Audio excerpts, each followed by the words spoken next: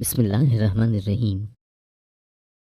میری بہو بہت پیاری تھی اور بہت اچھے سے رہتی تھی، لیکن وہ روز دوپہر میکے چلی جاتی اور کچھ دیر بعد واپس آتی تو ساتھ ایک عورت ہوتی اور پوچھنے پر کہتی کہ میرے بھائی کی بیوی ہے، اور رات میرے بیٹے کے آنے سے پہلے برقع پہن کر وہ عورت چلی جاتی۔ حیرت کی بات یہ تھی کہ بہو روز اپنے ساتھ ایک نئی عورت لاتی۔ جب ایک دن بیٹے کا اچانک فون آیا کہ میرے دوست کے گھر والے آ رہے ہیں تو بہو میکے میں تھی۔ میں نے جلدی جلدی ساری تیاری کی۔ اتنے میں بہو ایک عورت لے آئی۔ ابھی بہو آئی ہی تھی کہ پیچھے سے بیٹے کے دوست بھی آ گئے۔ جب ان میں سے ایک عورت اچانک روتی چیختی آگے بڑھی، اور میرا نام نازش ہے، میرا تعلق کراچی سے ہے۔ جب میں 12 سال کی تھی تو ایک ٹرین حادثے میں میرے ماں باپ اور چھوٹا بھائی جل بسے تھے۔ گرمیوں کی چھٹیاں تھیں، میں اپنی پھپھو کے ہاں تھی۔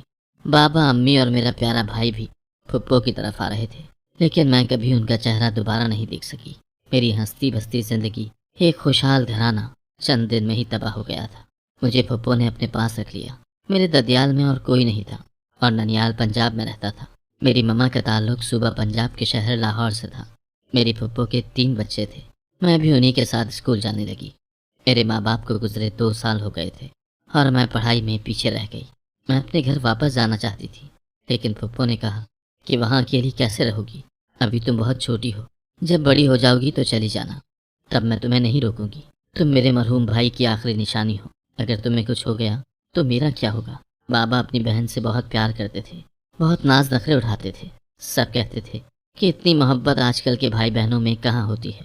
میری پھپھو بھی بہت اچھی تھی۔ میری اکثر سہیلیاں کہتی کہ ہماری پھپھو اچھی نہیں ہے، کوئی کہتی کہ ہماری پھپھو تو جادوگرنی ہے، پر میں کہتی کہ میری پھپھو ایک آئیڈیل پھپھو ہے، میری بیسٹ فرینڈ۔ پھپھو اپنے بچوں کے ساتھ بھی ایسی ہی تھی۔ جیسے جیسے میں بڑی ہو رہی تھی تو میری وجہ سے پھپھو کے گھر میں لڑائیاں ہونے لگی۔ ان کے شوہر روز طعنہ دیتے کہ حرام کا نہیں کماتا جو اپنی بھتیجے پر لٹا رہی ہو، اتنا ہے تو اس کے باپ کی جائیداد کے کاغذات مجھے دے دو، میں وہ بیچ آؤں گا۔ اب وہ جائیداد کس کام کی ہے؟ کبھی کبھی تو وہ پھپھو پر ہاتھ بھی اٹھا دیتے، لیکن پھپھو نے مجھے کبھی کچھ نہیں کہا، بس چپ کے روتی رہتی۔ میں کالج پہنچ چکی تھی، سب جانتی تھی۔ میں شام کو ٹیوشن دیتی۔ پھپھو کے بچے مجھ سے چھوٹے تھے اور پھپھا چاہتے تھے کہ میری شادی مجھ سے 7 سال چھوٹے کزن سے ہو جائے، جائیداد کی وجہ سے۔ پھپھو نے بہت شرم حیا دلائی، پر پھپھا باز نہیں آئے۔ میرا کزن بھی باپ کے نقش قدم پر ہی چل رہا تھا۔ ایک دن وہ پھپھو سے کہہ رہا تھا، ماما ایک بار شادی کر لینے دے مجھے، جیسے ہی جائیداد میرے نام ہوگی اس کے بعد میں آپ کی مرضی سے اپنی ہم عمر لڑکی سے شادی کروں گا۔ لیکن پھپھو نے اسے ایک تھپڑ رسید کیا تھا۔ میرے لیے وہ سب میرے چھوٹے بھائی تھے، میں نے کبھی ایسا سوچا تک نہیں تھا۔ میں اپنے گھر جانا چاہتی تھی، پر وہ گھر کرائے پر دیا ہوا تھا اور اس کا کرایہ پھپھا ہی لیتے تھے، جو زمینوں سے آتا وہ سب بھی۔ اس کے باوجود بھی وہ مجھے مفت خور کہتے۔ میرا نکاح رکھ دیا گیا۔ میں نے پھپھو سے بہت کہا کہ میرے ساتھ اتنا بڑا ظلم مت کریں۔ پھپھو نے کہا کہ تم پریشان مت ہو، میں تمہارے انکل کی سازش کبھی کامیاب نہیں ہونے دوں گی۔ اس پورے گھر میں صرف پھپھو ہی تھی جو مجھے سمجھتی تھی، وہ میری حمایت میں بولتی تھی۔ نکاح سے ایک دن پہلے پھپھو مجھے بازار کے بہانے گھر سے لے کر نکلی۔ آدھے گھنٹے تک ہم ایک بہت خوبصورت گھر کے سامنے تھے۔ پھپھو نے مجھے لیا اور اس گھر میں داخل ہو گئی۔ سامنے کچھ لوگ بیٹھے تھے، مولوی صاحب بھی۔ میں کچھ بھی نہیں سمجھ پا رہی تھی جب پھپھو کی ایک ہم عمر عورت نے میرے سر پر ہاتھ رکھا اور مولوی صاحب سے کہا نکاح شروع کریں۔ پھپھو نے میرے ہاتھ پر ہاتھ رکھا اور کہا، نازی اپنی پھپھو پر بھروسہ رکھنا۔ میں اس وقت 3rd ایئر میں تھی، اتنی سمجھدار بھی نہیں تھی، پر پھپھو پر بھروسہ کر گئی۔ میرا نکاح ہو گیا اور ایک لڑکی اور پھپھو نکاح کے بعد مجھے کمرے میں لے گئے۔ ایک بہت شاندار گھر تھا۔ پھپھو نے کہا، بیٹے یہ میری بچپن کی دوست کا گھر ہے، تمہارا نکاح اسی کے بیٹے سے کیا ہے۔ اس مشکل میں کچھ نہیں کر سکتی تھی، بس یہی حل تھا میرے پاس۔ مجھے امید ہے کہ کامران ایک اچھا شوہر ثابت ہوگا، بس آج سے اسی گھر کو اپنا گھر سمجھنا اور کسی کو شکایت کا موقع مت دینا۔ پھپھو نے اپنے بیگ سے نکاح کے کاغذات نکالے اور مجھے تھما دیے۔ ساتھ ہی میرے باپ کی جائیداد کے کاغذات بھی تھے جن کو پھپھا مانگا کرتے تھے۔ پھپھو نے کہا، اب تمہیں کوئی نقصان نہیں پہنچا سکتا، پر مجھے اپنی پھپھو کی فکر تھی۔ لیکن پھپھو نے کہا تھا کہ جان سے بھی مار دیں گے تو کیا ہوگا، کم از کم اس جاہل انسان سے میری جان اس طرح تو چھوٹ جائے گی۔ پھپھو مجھے چھوڑ کر جا رہی تھی، میں ان کا ہاتھ نہیں چھوڑ رہی تھی، جب میری ساس نے مجھے اپنے ساتھ لگایا اور چپ کروانے لگی۔ ایک دن میں میری دنیا ہی بدل گئی تھی۔ ماں باپ ہماری ڈھال، ہمارا تحفظ ہوتے ہیں، اگر وہ اس دنیا سے چلے جائیں تو سوائے ٹھوکروں کے کچھ نہیں ملتا، تب نصیب بھی خراب لگنے لگتا ہے اور قسمت کبھی مہربان نہیں ہوتی۔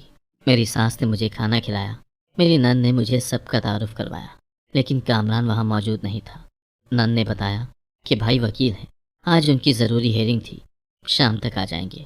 میری ساس میرے پاس بیٹھی رہی، مجھ سے باتیں کرتی رہی، لیکن میرے سوچنے سمجھنے کی صلاحیت ختم ہو چکی تھی۔ مجھے سمجھ ہی نہیں آ رہا تھا کہ کس سے کیسے بات کرنا تھی اور کیا کہنا ہے۔ میری ساس نے مجھے خاموش دیکھا تو بولی، نازش، جب تک تم اس گھر میں رہنے والے افراد کو سمجھ نہیں لیتی، کوئی تمہیں کچھ نہیں کہے گا، نہ ہی کوئی تم پر اپنا حق جتائے گا۔ یہ کمرہ، یہ گھر، آج سے سب تمہارا ہے۔ اچانک سب بدلا تھا، اور اس کے ساتھ ہی میرا رشتہ بھی۔ جب ایک رشتہ دوسرے رشتے میں بدلتا ہے، تب انسان کو برداشت اور ہمت کی ضرورت ہوتی ہے۔ میری ساس بہت کچھ کہہ رہی تھی اور میں بت بنی بیٹھی تھی۔ وہ مجھے سونے کا کہہ کر چلی گئی۔ مجھے واقعی وقت چاہیے تھا۔ میں ساری رات اپنے ماں باپ کو یاد کرتی رہی، روتی رہی، جس کی وجہ سے میری طبیعت خراب ہو گئی۔ میں بات بات پر رونے لگی تھی۔ پہلے ماں باپ چھن گئے، پھر پھپھو کے گھر اتنے سال بہت تکلیف میں گزارے، اور اب یہ گھر والے نہ جانے مجھ جیسی لڑکی کو کیا سمجھیں گے۔ کیا مجھے وہ عزت ملے گی جو میں چاہتی ہوں؟ ان گنت سوچوں کا انبار تھا جو مجھ سے اٹھایا نہیں جا رہا تھا۔ صبح کے 9 بج چکے تھے جب میری نند، جو کامران کی اکلوتی بہن تھی، وہ آئی اور مجھے بخار میں تپتا ہوا دیکھ کر انہی پاؤں واپس لوٹ گئی۔ ٹھیک 5 منٹ بعد سب گھر والے میرے ارد گرد جمع تھے۔ میری آنکھیں بند تھیں، پر سب کی آوازوں سے محسوس ہو رہا تھا کہ سب میرے لیے بہت فکر مند ہے۔ مجھے اتنی اپنائیت دیکھ کر مزید رونا آنے لگا۔ ڈاکٹر نے بخار چیک کیا، کچھ میڈیسن دی اور چلا گیا۔ میری سانس اس دن ماں جیسی محسوس ہو رہی تھی۔ وہ بار بار میرا سر دبا رہی تھی۔ میری ماما جب زندہ تھی تب وہ بھی ایسے ہی میرے بیمار ہونے پر تڑپ اٹھتی تھی۔ میری نند میرے لیے سوپ بنا کر لائی۔ انکل بھی بڑی فکر مندی سے سامنے ہی بیٹھے تھے جب کامران کمرے میں آیا۔ یہ ہماری پہلی ملاقات تھی۔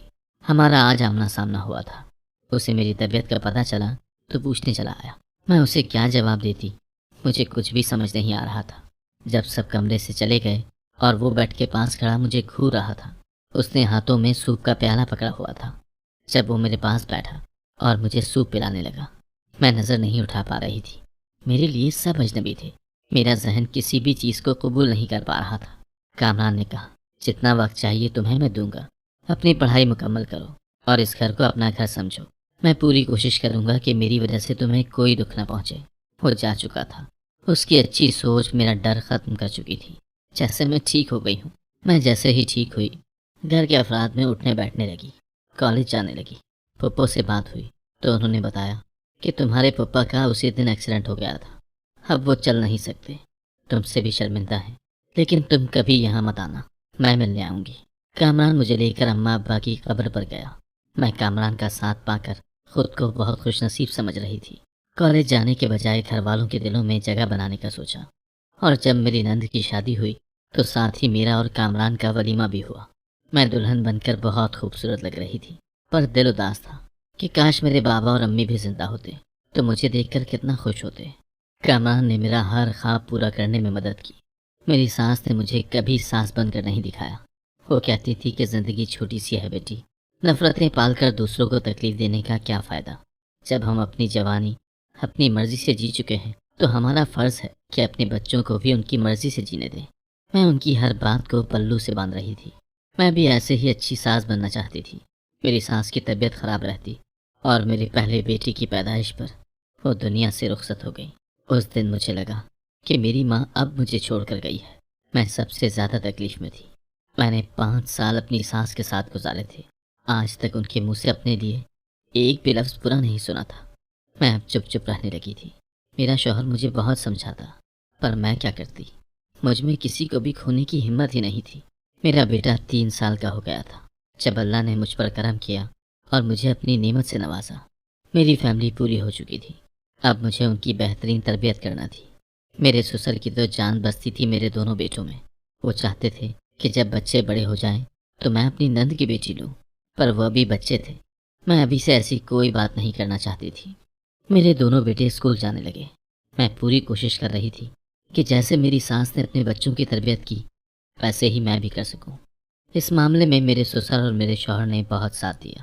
زندگی میں اگر باقی گھر کے افراد بھی آپ کو سراہنے لگیں، آپ کی رائے کو ترجیح دیں، جہاں غلط ہو وہاں پیار سے سمجھائیں کہ ایسے نہیں، یہ چیز ایسے ہوتی ہے تو زیادہ اچھا ہوتا ہے، تو یقین کریں ہماری زندگی بہت آسان ہو جائے گی۔ بس ہمیں نئے رشتوں کو بھی ان کی جگہ دینی چاہیے، ہر رشتے کو ان کا برابر حق دینا چاہیے۔ رشتوں میں ناانصافی آپ کی نسلوں تک میں تفریق ڈال دیتی ہے۔ میرے بیٹے اسکول سے کالج جانے لگے۔ میں نے انہیں سکھایا تھا کہ ہر عورت کی عزت کرنی چاہیے، خواہ وہ کسی کی بھی ماں بہن ہو۔ میرا بڑا بیٹا بہت ذہین تھا، وہ تو بالکل اپنے باپ کی کاپی تھا۔ وہ بھی وکالت میں آنا چاہتا تھا، لیکن تبھی اس کا دھیان پڑھائی سے ہٹنے لگا۔ اب اس کے پاس ہمارے پاس بیٹھنے کا بھی وقت نہیں تھا۔ میرے سسر ہاسپٹل میں ایڈمٹ تھے، اسے کئی بار بولا کہ ملاؤ، ہمارے ساتھ چلو، پر اب وہ ویسا میرا بیٹا نہیں رہا تھا جو آج سے کچھ ماہ پہلے تھا۔ میں نے اسے بہت سمجھایا، پر میری باتیں میرے بیٹے کو اچھی نہیں لگتی تھی۔ میں نے بھی جوانی گزاری تھی، جس عمر سے وہ گزر رہا ہے میں بھی گزری تھی، پر میں نے کبھی بڑوں سے بدتمیزی نہیں کی تھی۔ جب کوئی بڑا پاس آ کر بیٹھتا تو میں موبائل رکھ دیتی، کھڑی ہو کر ان کو بیٹھنے کا کہتی، توجہ سے ان کی باتیں سنتی۔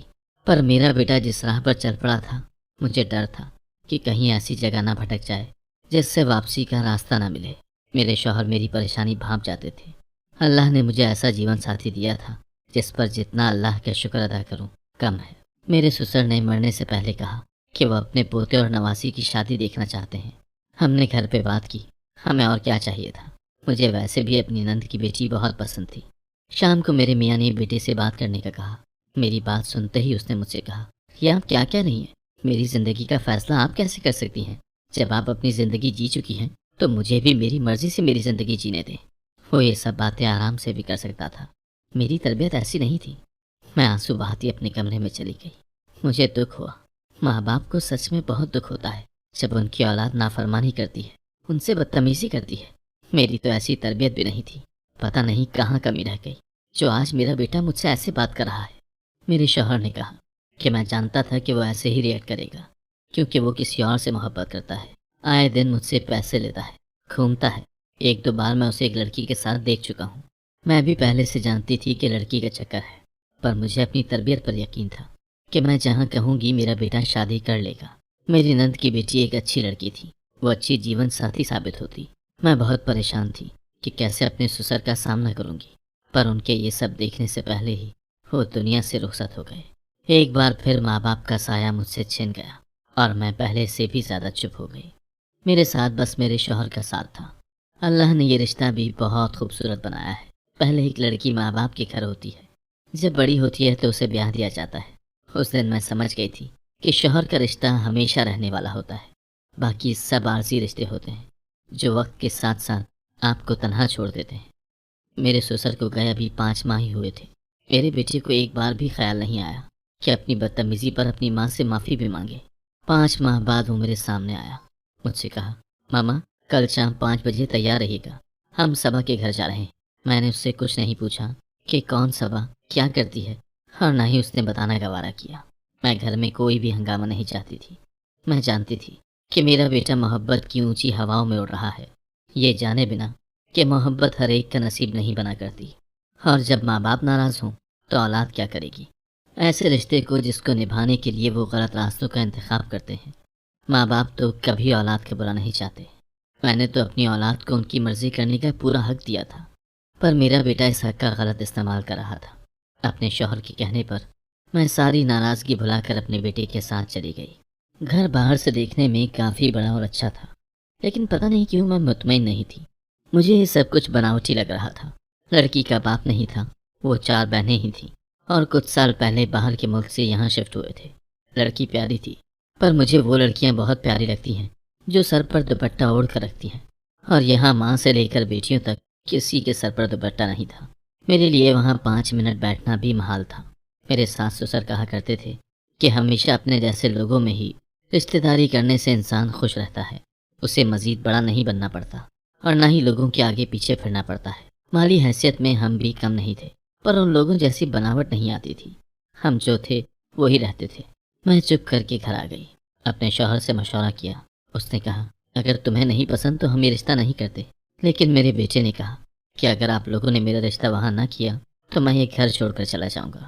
میرے بیٹے کو ماں نظر نہیں آتی تھی، الٹا مجھے کہتا کہ آپ بھی پپو کے ساتھ مل کر گیم کر رہی ہیں تاکہ میں ان کی بیٹی سے شادی کر لوں۔ میں تب بھی خاموش تھی اور میں خاموش ہی رہنا چاہتی تھی۔ مجھ میں ایک ٹھہراؤ تھا۔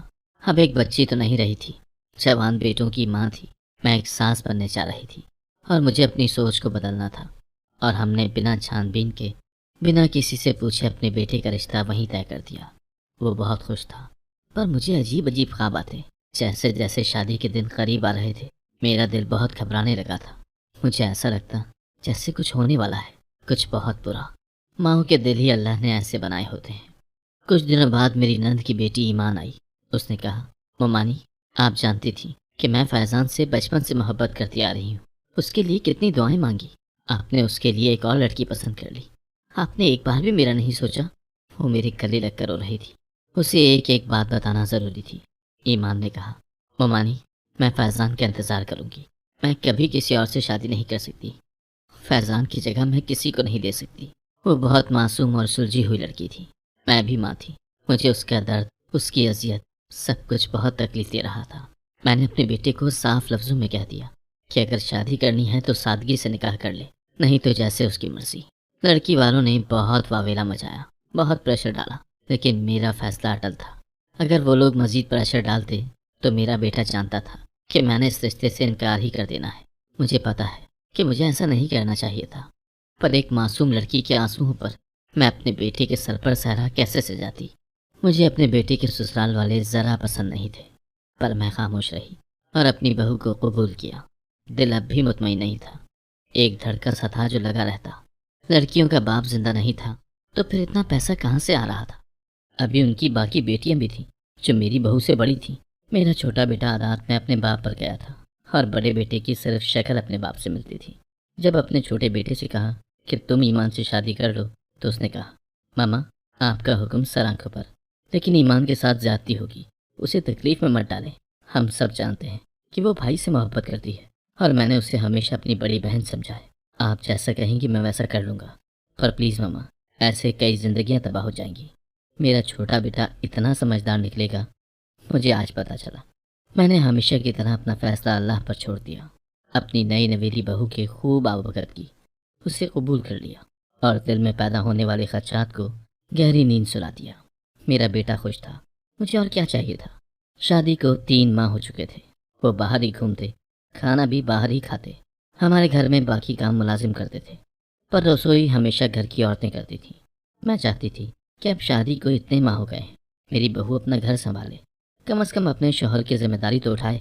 میری بہو بہت پیاری تھی اور بہت اچھے سے رہتی تھی، لیکن اب اکثر ایسا ہوتا کہ وہ ہر روز میکے چلی جاتی۔ میں نے 1-2 بار سمجھایا کہ بیٹی، اب سسرال کو اپنا گھر سمجھو، ہر روز ایسے جانا اچھا نہیں ہوتا، پر وہ میری بات انسنی کر دیتی۔ وہ صبح کو میرے بیٹے کے آفس چلے جانے کے بعد میکے چلی جاتی، اور جب دوپہر کو لوٹتی تو ساتھ ایک عورت آتی اور پوچھنے پر کہتی کہ بھائی کی بیوی ہے، جبکہ ان لوگوں نے کہا تھا کہ ان کا کوئی بیٹا نہیں ہے۔ اب بھائی کہاں سے آ گیا؟ میری پریشانی بڑھتی جا رہی تھی۔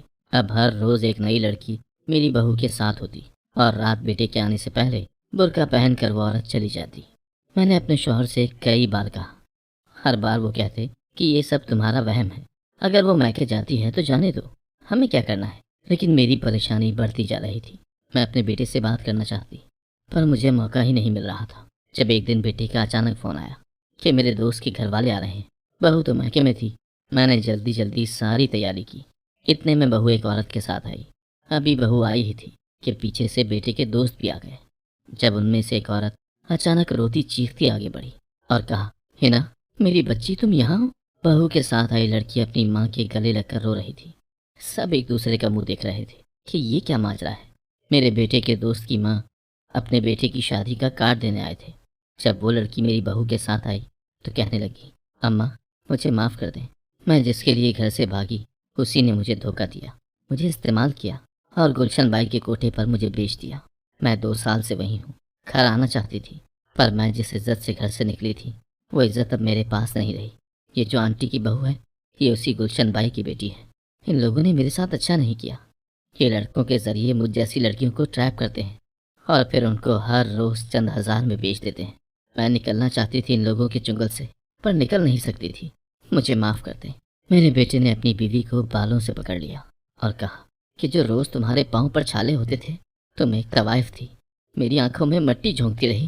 میں عقل سے اندھا तुम्हारी हर बात पर यकीन करता रहा, अपनी माँ से बदगुमान होता रहा कि वो सज़ा के तौर पर तुम्हें गर्म फर्श पर खड़ी करती है क्योंकि वो तुम्हें पसंद नहीं करती। मैं हवन्नकों की तरह उन दोनों को देख रही थी। मेरे ही घर में मेरे ही खिलाफ साजिश होती रही, इतना बड़ा झूठा इल्ज़ाम लगाती रही। मेरे बेटे ने तलाक देकर उसको घर से निकाल दिया और पुलिस को कॉल करके रेड डलवा दी। वो एक बहुत बड़ा गैंग था जो लाहौर से कराची आ बसी थी। मेरी बहू ने पुलिस के आने से पहले खुदकुशी कर ली थी और मेरे बेटे की दोस्त की बहन जा चुकी थी। उसके नसीब में दर दर की ठोकरें थीं। मैं जानती थी कि घर से भागी हुई लड़कियों को कोई कबूल नहीं करता। 3 साल बाद मैंने अपने दोनों बेटों की शादी बहुत धूमधाम से की। मेरे बेटे ने मुझसे माफ़ी मांगी। वो भटक गया था और हर माँ का फ़र्ज़ है कि जब औलाद भटक कर वापस आए तो उसे कभी माजी के ताने ना दें, बल्कि आगे बढ़कर अपने सीने से लगा लें। हम इंसान हैं और इंसानों से ही गलतियाँ होती हैं। मेरा बेटा आज ईमान के साथ खुशगवार ज़िंदगी गुजार रहा है। अल्लाह ने उसे प्यारी सी बेटी दी है। मुझसे गलती हुई थी। बिना देखे लोगों की छानबीन किए बगैर मुझे तब अपने बेटे का रिश्ता नहीं करना चाहिए था। अगर कहीं उसकी गलती थी तो कहीं मेरी भी थी। अगर तब उन लोगों की असलियत सामने आ जाती तो कभी ऐसा वाक़या ना होता। अगर आपको आज की कहानी पसंद आई है तो वीडियो को ज़रूर लाइक कीजिएगा और अपने दोस्तों के साथ भी शेयर कीजिएगा। और हाँ, अगर आपने अभी तक हमारा चैनल सब्सक्राइब नहीं किया तो ज़रूर सब्सक्राइब करें। मिलते हैं कल एक नई और दिलचस्प कहानी के साथ। अल्लाह हाफ़िज़।